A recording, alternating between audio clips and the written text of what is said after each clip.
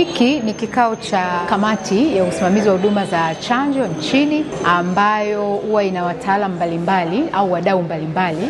Kuna Wizara ya Afya, kuna Ofisi ya Waziri Mkuu TAMISEMI, lakini zipo pia taasisi mbalimbali za kwetu ndani ya sekta ya afya, lakini pia kwa wadau wa maendeleo, UNICEF, WHO, ziko taasisi na asasi mbalimbali ambazo za kiraia, zote ni sehemu yake. Kwa hiyo kikao hiki tunakifanya kila mara moja, kila baada ya miezi minne, na maana kwa robo, na ni kikao ambacho kinafanyika kutathmini utekelezaji wa afua za chanjo. Tunatoa chanjo za aina mbalimbali na hasa kwa watoto chini ya miaka 5. Kuna chanjo za kuzuia kifua kikuu, kuna chanjo za kuzuia ulemavu wa ghafla kwa maana ya polio, kuna chanjo za kuzuia surua, kuna chanjo za kuzuia donda koo, kuna chanjo za aina nyingi ambazo tunazitoa, chanjo ya hili na chanjo nyingine.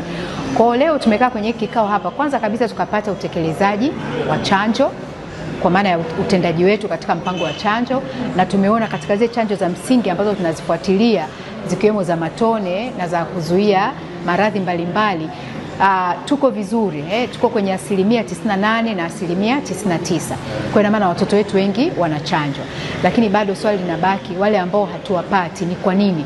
Kwa hiyo tumedhamiria kwamba tukitoka hapa lazima tuende tukatafute kwa nini hao watoto 2 mpaka 3 ambao tunawakosa, kwa nini tunawakosa, wako wapi na lazima wachanjwe.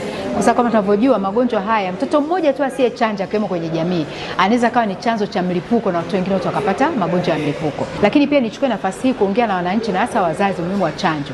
Katika mawasilisho ambayo yametolewa hapa tumeona watoto waliochanjwa chanjo ya surua wakapata dozi zote 2, ni chini ya 10% ndio waliweza kupata ugonjwa wa surua. Ina maana watoto zaidi ya 91% wote hawakupata ugonjwa wa surua. Kwa hiyo hii ni sayansi kwamba mtoto anapochanjwa unamkinga na maradhi, asipochanjwa anaugua. Na kwa sababu kesho tunazindua kampeni ya chanjo ya polio kwa watoto mpaka umri wa miaka 10 na tunazindulia hapa Mwanza, niwaombe sana wazazi na walezi wajitokeze kwenye mikoa yote ambayo itahusika. Mkoa wa Mwanza, mkoa wa Simiyu, mkoa wa Geita, mkoa wa Mara, mkoa wa Tabora na mkoa wa Singida. Wawatoe watoto wapate kuchanjwa. Watoto watachanjwa mashuleni, watachanjwa nyumbani, watachanjwa kwenye vituo vya tiba, kote huko tutawapata tukawachanja.